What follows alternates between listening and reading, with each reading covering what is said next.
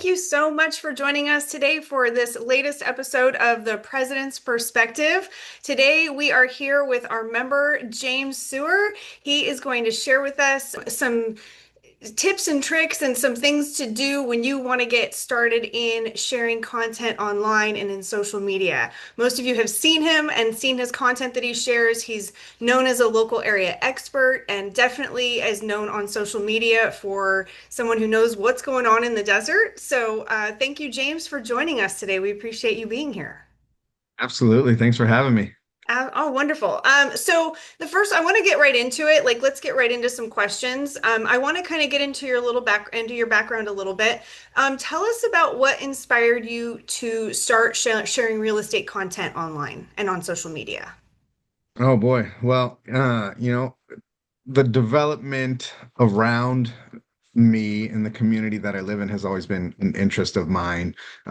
Just since I moved out here, I moved out here in 2000 from the LA area, and just the growth. I remember the river was being built when I moved out here in 2000, and that kind of stuff just always intrigued me. And so I've always posted or took pictures and posted.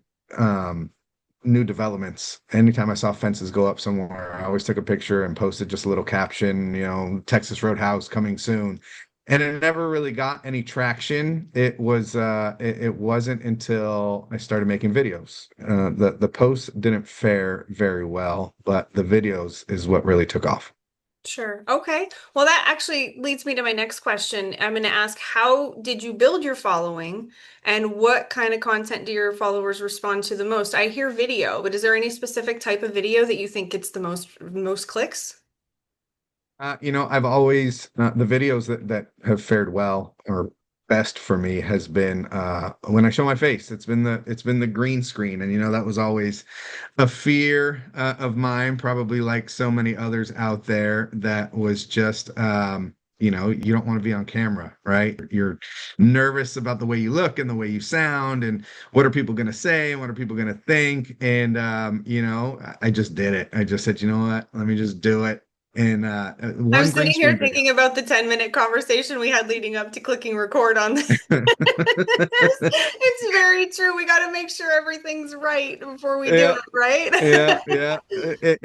You get inside your own head. You get inside your own head, and you're worried about what people are going to say and what they're going to think.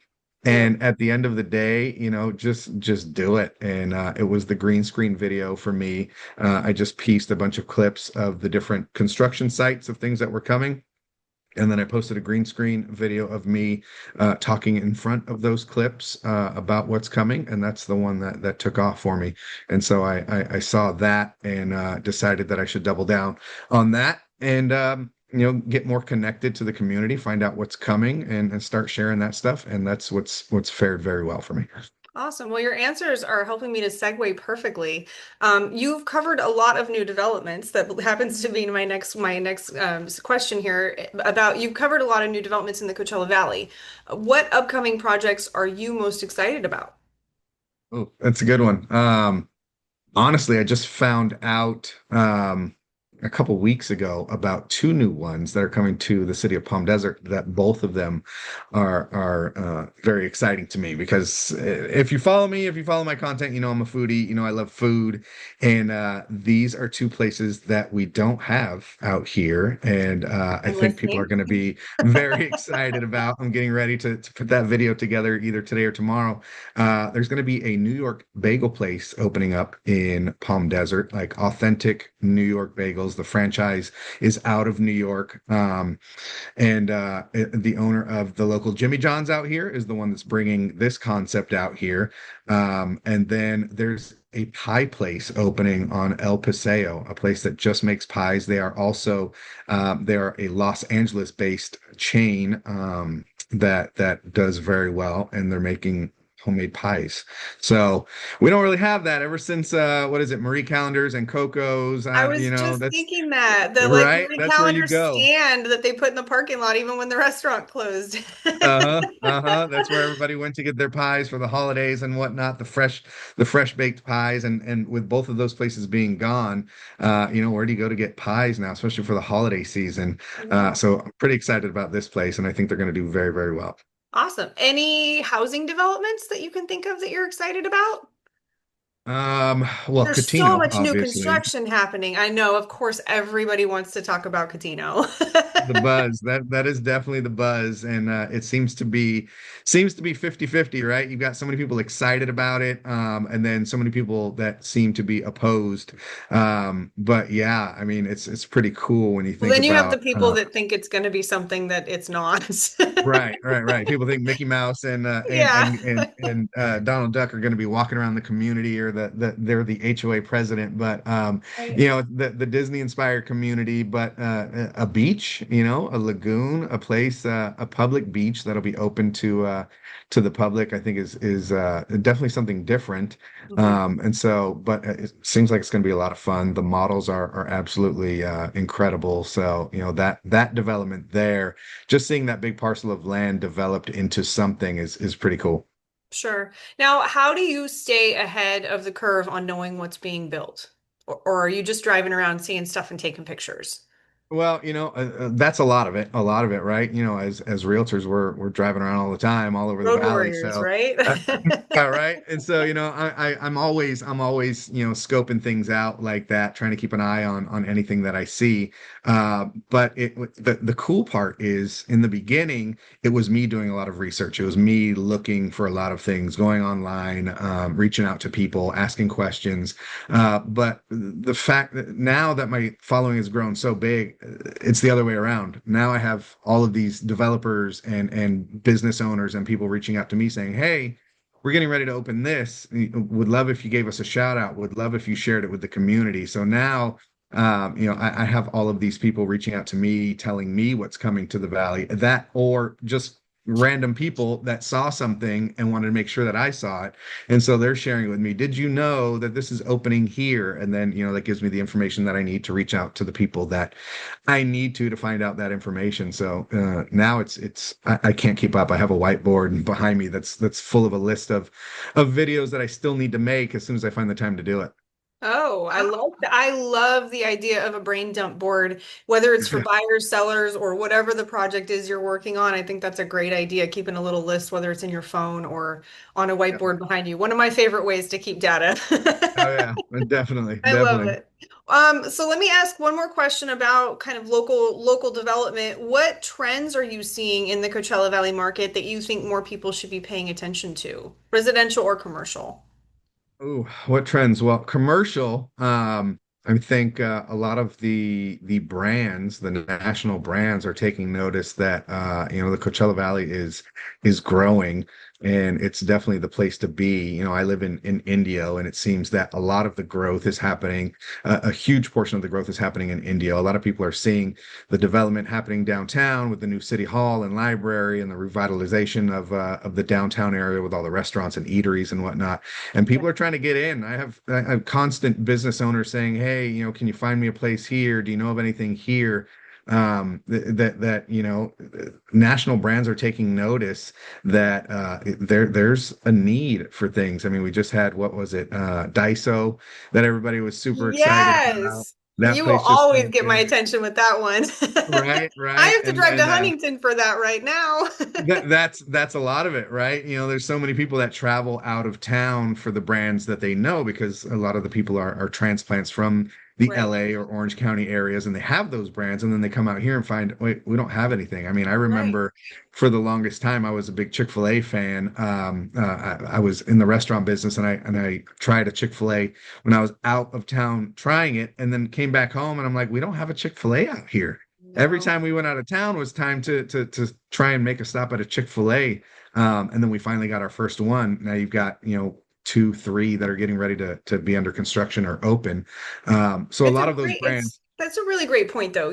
I as somebody who grew up here, I remember as a kid, we used to have to drive to San Bernardino to go to Toys R Us. That's one store specifically I remember as a little one having to go out of town for, but my mom she would say we have to drive into San Bernardino in order to go do, and that because that was just the closest place, but a lot of times it was LA or, somewhere in Riverside or somewhere in Orange County that we had to go to do things. And it is so wonderful that we have so many more things out here, so many more options for our local Valley residents residents that are here full time that aren't taking off and going to Orange County or LA or some other place. It's really great for those of us that don't like to travel outside of our 15-minute window. Right, right. Definitely. I mean, my family still lives out in the LA area, so anytime I go out to visit, I'll want to eat at specific places that they eat at all the time. And they're like, why would you want to eat there? We don't have that brand out here. We don't have Yeah. those things. So, a lot of people were super excited about Daiso. Everybody keeps asking me for an update on the 85-degree bakery that's opening in Palm Desert. That's another one that people were asking so many questions about. We finally got the Dave and Buster's and uh, Texas Roadhouse. So there's a lot of brands that the rest of the world is accustomed to, and we're just now getting right, the Raising Cane's and things like that. So I think a lot of the national brands are taking notice and going, well, there's a market for that out there. Let's look into the Coachella Valley. So that's definitely one of the trends that I'm seeing. Right. Okay. So I do have one personal question, and then this is personal for me, that I Okay. want to ask you before we move on to getting some advice for you on social media and marketing. There is and I know you and I have talked about this before, but there is a donut place that's coming to the desert that serves a creme brulee donut. And I think is it Painted Donuts, the one that does the truck that has are they getting an actual brick and mortar, or are they staying truck? What's happening? Yeah, no, Where are no, they? Painted Dough is opening Yes, I'm very downtown. invested in this creme brulee donut. I don't know if you can tell, but I'm Well, waiting for one it. one of our fellow realtors is it's her and her husband that Yes. are opening the shop, and they've just been doing a phenomenal job of marketing and building the excitement, which is key. Coming from the restaurant business, I opened the Pyology franchise out here, so that was a brand that people saw the name and they're like, "What the heck is that? Is it pies?" Nobody was familiar with that concept back when it opened in 2016. And so, it has a lot to do with educating the consumer and the public out here about what's coming. And that's whether or not they're going to be successful, it relies a lot on the marketing beforehand and creating that excitement. They're doing an absolute phenomenal job building the excitement. I mean, look at you, look how excited you are. I know. Um, you know, they're Well, and last night, I think last night I actually was watching, I was on social media and I saw a thing come up for a dessert. It was a cup of strawberries with chocolate over the top with the kanafa, the viral Dubai, and the uh-huh. chocolate. And I realized it was at La Dolce, the gelateria on El Paseo. Literally got right in the car and went down there. Right. Right. You know? Well, yeah, I mean, when it comes to marketing, right? They're doing a phenomenal job. They're at all the events. They're at the Indio Food Truck Fridays. They were at the Tamale Festival, the Date Fair. They're Yeah. doing a great job getting the word out. But one thing you just hit on was the social media. I mean, how many people can you reach in a matter of seconds? I mean, I just posted a video yesterday, last night. I posted it at like 8 o'clock about the rumors going around the old Indio Fashion Mall, the Indio Grand Marketplace, because I did a story on that probably about a month ago, and the developer published a brochure advertising the redevelopment of that space, and they threw I think 30 different brands on there to attract those brands and try to let people envision what could be. Developers envision those things, and so they had brands logos on the brochure of IKEA and Trader Joe's and Northgate Market and all these different brands, and that was sent to me no less than 100 times. I was either tagged or sent these posts, screenshots of this brochure, because back in April, I did an April Fool's joke saying that there was an IKEA coming to the Oh. Indio Fashion Mall. There was a Trader Joe's coming to North Indio. There was a Chili's coming to La Quinta. And I just slipped in at the end that it was an April Fool's joke. And I became instantly the most hated person in the Coachella Valley once they found out that it was a joke. The hate mail came rolling in. We're going to Oh unfollow you. We're going to no. block you. Why would you play with us How could like you this? do this to us? Yeah, yeah. Like you took And so, away the Trader Joe's. yeah, exactly. Like I was responsible for it. So But that's a everybody good sent little me. lesson you just let everybody in on that they don't have to learn on their own. Right. Exactly, exactly. But everybody sent me this brochure saying, do you have anything to do with this? Is this another one of your cruel jokes? And so I made a video just last night saying, hey, none of these businesses are confirmed. This is the developer's way of trying to attract these businesses and whatnot. And before the end, I posted it at 8 o'clock last night, and before the end, before I went to bed, it already had like I think 1,500 likes and 30,000 views. So the power of social media to be able to just put something together that takes less than 10 minutes of your time to create anything and post it, the amount of people that you reach, I mean, in comparison to making phone calls or knocking on doors or things like that, how many people you could reach with something that takes less than 20 minutes of your time to put something together and post it out to the world. You never know how many people you can reach. Yeah, 'cause this honestly, the thing I saw last night was a video of chocolate being poured over strawberries. I got in the car, drove 20 minutes, 15 minutes from my house to get there, and spent $50. And not just on them, we bought a couple other, they also have like a strawberry tiramisu that you can't pass up. So we got that too, and Yeah. a couple other things. And by the time we left, I was like, wow, that was interesting. I was literally just sitting on my couch and was going to do nothing tonight. And that Yeah. coaxed me out of my home, into my car, as far away as we drive from things in the Coachella Valley, which is 15 minutes, Oh yeah. and Yeah. got me to spend $50 on an evening where I wasn't planning on doing anything. So Oh you're yeah. very right. It's interesting how that works. Well, let's get into a little bit of advice because I know that's what people are here for. So what advice do you have for other realtors who are starting to use video to grow their business? First and foremost, just do it.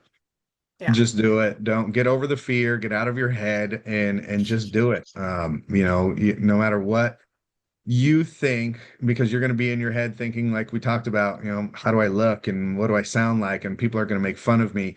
Just do it. I mean, I stayed and be consistent with it. That's the other. If there's two pieces of advice I can give anybody, it's just jump into it and do it. Who cares what people think? And you don't need spend so much time thinking about the editing and the setup, right? I need to buy this and I need to buy that, and should I hire a videographer and do I have to edit this and make this right and all of these things. You spend so much time thinking about that instead of just posting it and seeing what'll happen. And then a lot of people give up. A lot of people will post something and maybe they'll post 5 times, 10 times, 20 times, and it doesn't take off. And they go, you know what, this isn't working, forget it. It took I really started posting consistently when I started in real estate because I thought it was a great vehicle to get in front of a lot of people. And I had 1,500 followers on Instagram. And I posted every day, whether it was real estate stuff or food or developments, whatever it was. I made sure to try and post 7 days a week, at least once a day. And I didn't see any traction for 4 years. 4 years, I got, a good post for me was 30 likes. I was like, yes, I got into the 30s. And then that day it finally took off. And now that it took off, I have to stay consistent. There's times now that I'm so busy that I haven't posted in a week, and it's part of my job now. My part of my job is I need to create content. I need to create something and post something in order to stick with the algorithms and all of those things. But yeah, one, just do it. Don't worry about what people are going to think. Just do it and then be consistent with it because you never know when it's going to take off. Sure. What are some common misconceptions people have about using social media as a real estate tool? Um, Common misconceptions. Well, everybody thinks it's going to take off right away. Mhm. And so when Or they that it's don't see, glamorous. It's not. yeah, It's not. yeah. And you get 30 likes, right? You get 10 likes, 5 likes, whatever it is. Those are just the people that liked it. That's not the amount of people that actually saw it and viewed it. So, you never know how many people are actually going to see it. So you can't really measure it through the likes. Uh, Oh, that's a really and good point. That's a really good point because you're right. Even let's just say you sent out postcards instead of a social media post. Even if somebody sorts their mail over the trash and they throw your postcard away, at least they saw your face, right? Like they uh, know who you are. So you're very right that even if they don't necessarily like the post, it doesn't mean they didn't see you and they didn't create some sort of a connection between you and your community, which is really the thing that we want to be known for the most, right? definitely, definitely. Yeah. And the thing is, they're watching. They're watching whether you see it or not. I promise you, they're watching. Yeah. I hear about it all the time, and I hear about it from people that I never saw any engagement from, right? They never liked my post or they never commented on my post, but they can tell Yeah. me about my post. So even And if I think it creates a really great opportunity for conversation too. And it's fun to find out somebody saw something that you put out and you didn't know they saw it or engaged with it. But I think too, for somebody that doesn't know you really well, it creates a great opportunity. Like people come up to me all the time and tell me how much they love my dog. They've never met my dog, but they know right, that's what you see on my social media right now, especially as busy as I've been. I have not been able to post much. So what you get mostly is me with pictures of my dog or just pictures of him being adorable, but I have so many people that are able to connect with me through that relationship they have with my pet.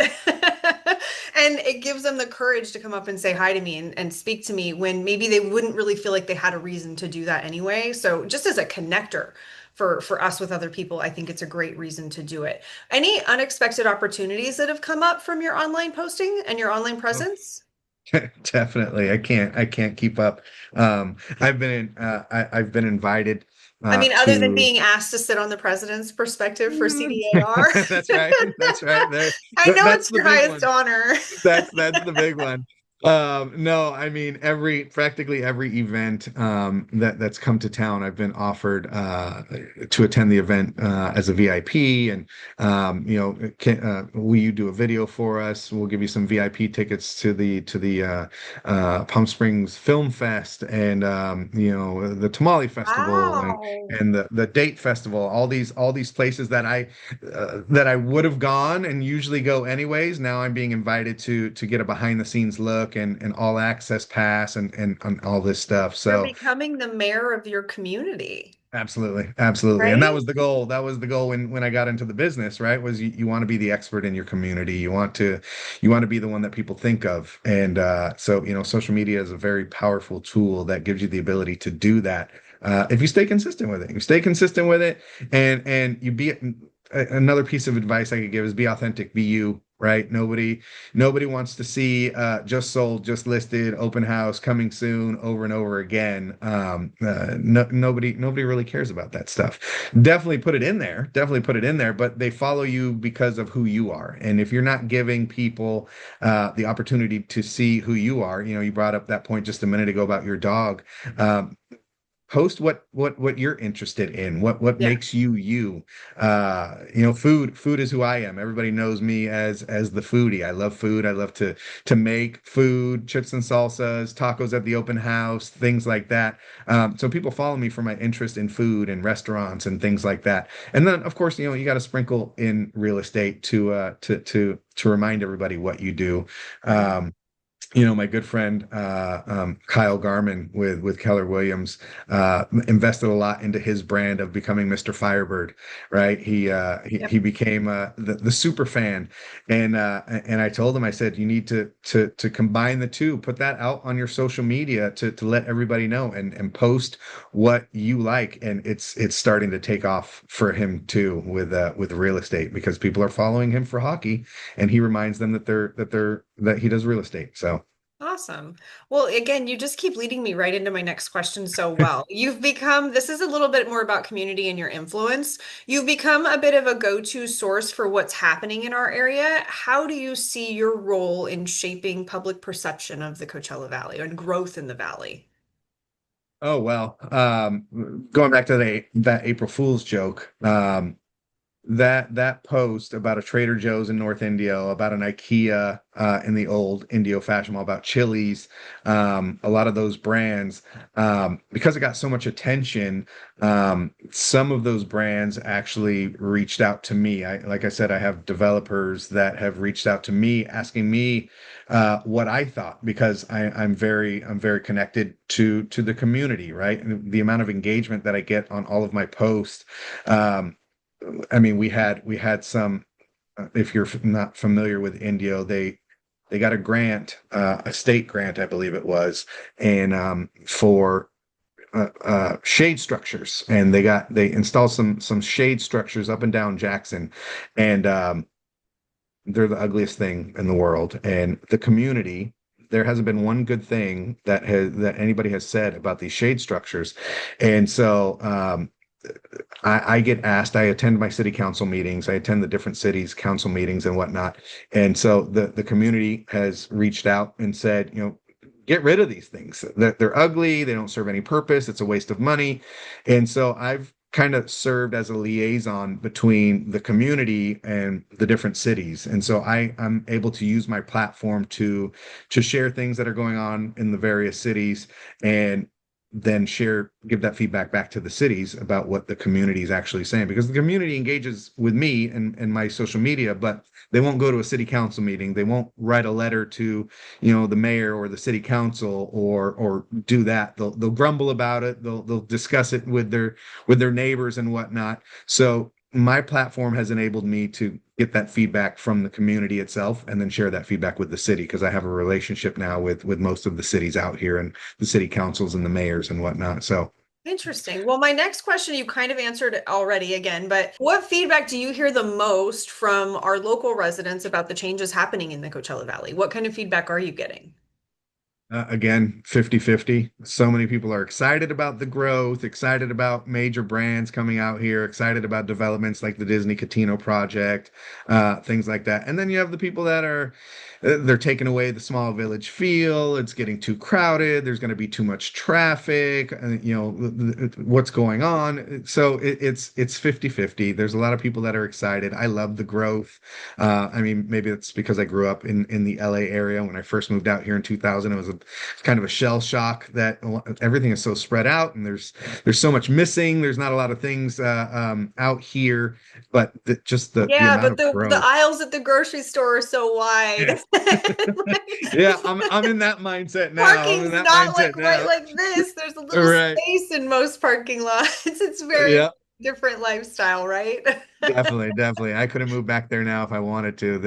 I love it out here now. Yeah, I'm as somebody who's born and raised in the desert, it's really hard for me to go to places like LA and Orange County and San Diego. Like I feel so cramped. I just want to get back to my wide open spaces of the Yeah, country.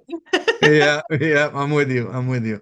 I love it. All right, well, I'm going to get into just a couple little fun personal questions. I am going to ask you to share with us, and I don't hope this doesn't blow it up for you, but what is your, I mean, again, you share everything. What is your favorite hidden gem in the Coachella Valley? Where do you like to go? Ooh, I've got a few. Gabino's Creperie is one of my favorite places to eat. I'm sure most of the people in the valley know about their Palm Springs location. It was on Diners, Drive-ins, and Dives with Guy Fieri, featured on that a while Yep. back ago. Really popular little hole in the wall spot. When you think about it, right? A crepe. And you're like, I don't know, you know, I'm associating crepe with like strawberries and chocolate and sweets. And then you go and it's the exact opposite. Some of Yeah. the most incredible food that I've ever had. And then they opened one in downtown Indio, so right down the street from my house. Oh, okay. And it's different from Palm Springs in the fact that they have a dining room. They have a dining room, so you can sit. If you're familiar with the Palm Springs one, you walk up to the outside window, and then there's like a couple places to sit outside in like a back alley, and that's all you got. This one has a beautiful indoor dining room. They've got music playing. It's super comfortable, and they have some different things on the menu that they don't have in the Palm Springs location. And they've been doing a lot of collaborations with small businesses too, to create different crepes. He just created a chicken enchilada crepe, and a burger crepe. Some of the Ooh, best food I've ever had. That's one of my sounds favorite amazing. places. Yeah, Well, yeah, thank you for sharing. Um, definitely. Speaking of collaborations, if you could do a collaboration with any local business or brand, who would it be and why? Oh, that's another good one. There's so many. There's so many to choose from. I can tell you that I just collaborated with the newest brewery in town, Indio's first brewery. Indio Brewing opened literally walking distance from my house, and it is a family-owned brewery. Two families own it, and they both live locally in North Indio. They all four of them have other jobs. One's a school teacher, one works at the tram, the Palm Springs tram, and they have kids. And so it's a family-friendly brewery. They don't have a kitchen there yet, but they've got a garage, like a garage door, roll-up door that they're going to have food trucks in the back. But home brews, the games, the TVs are on, the games are on. They've got some snacks and whatnot there, and it's a really cool vibe. And they're really good people. I absolutely love supporting small businesses and using my platform to bring that to the public to help them be successful as well. So that's probably where I'm at. Yep. All right. What has been your most memorable video or real estate experience so far? Man, you're getting me with some zingers right now. Most memorable video, I guess I would say the Burger Box Oh, closing. yeah, right? That was a good one. I remember that. Right, right. I've had some videos that Talk about really took off. engagement, man. Yeah, That yeah. place opened, I think it opened like the year before my dad was born. Okay. So like that place there that has such a following. That Oh all my yeah. friends used to go there. All my dad's friends used to go there. It's Like like that it's place like has a been around forever. 70, it's like a 70-year-old business, one of the Yeah. oldest restaurants, if not the oldest restaurant in the Coachella Valley, and Yeah. was a staple, a landmark in the city of Indio Yeah. that I just discovered after living here for 25 years. I just discovered about 5 years ago, 4 or 5 years ago, Okay. and instantly became one of my favorites. I love pastrami on a hamburger, and I mean, their fries, all of their stuff was delicious. And then out of nowhere, they announced that they were closing, and so I posted that video, and the community showed up. They had a line like a mile long for like 2 weeks before they closed, of people from everywhere that just came out to support. There was a lot of people in the comments saying it was a rumor, they weren't really closing, and then they closed. And then there's been a bunch of rumors swirling around them reopening and new ownership and all of that stuff. But yeah, the engagement for sure. I met a lot of people through that, and the community just came together to support that. And supposedly, in the next 3 days, they're reopening. August 4th was the date that they were shooting for to reopen, and they reached out to me, and they're so grateful for the support. They started a new Instagram page. It had like 30 followers, and then I shared it, and I think they're up to like 1,100 followers now. So Oh the my community's super goodness. excited about them coming back. Yeah. So yeah. Yes, absolutely. Well, that's awesome. Um, so I do have one more question, and we kind of talked before about like just get in there and do the recordings and do what you need to do. But I have a question for you because I just got some new equipment, or we at the association, I didn't get Okay. anything. We got some new equipment, and a few of the pieces have been really helpful for me. But I'm curious, what would you say would be like your favorite piece of equipment that you use for doing any of your videos? Oh, Or the first thing somebody should buy? honestly, I do it all on my phone. I do it all on my phone. A microphone, I guess, if I Yes. can give you any A feedback. good A good microphone. microphone. Yep. So you Please let don't that be the sound first thing. like you're 10 miles away in a tunnel. And I And they're cycle not through, expensive. You can or get not. the little ones that are fuzzy and they come with a little thing you can stick them in that turns them into a microphone and the whole, it's Yeah. all on Amazon for $25. Yeah, yeah. And I cycled through a handful of them before I found some that really worked. But yeah, I mean, that's the thing with social media. You don't need all this expensive equipment. You don't need to hire a videographer. You don't need to do all of that, especially new agents starting out. You clearly don't have a lot of money to get started most of the time. So everybody has a cell phone. Shoot some video, stand in front of your phone, stand in front of the camera, talk about whatever you want to talk about, Yeah. film whatever you want to film. And you don't have to do it right then and there. Everywhere you go, everywhere I go, I'm always shooting content. I'm always, oh, let me grab that video. Let me grab that video. My phone probably has a million videos that I've never even posted yet, but they're there when I'm searching for something to post about. So grab as much content as you can, invest in a good microphone, use your phone. Lighting, make sure you get a good light or be in some natural light to get those shadows taken away. And that's really it. It doesn't cost a lot.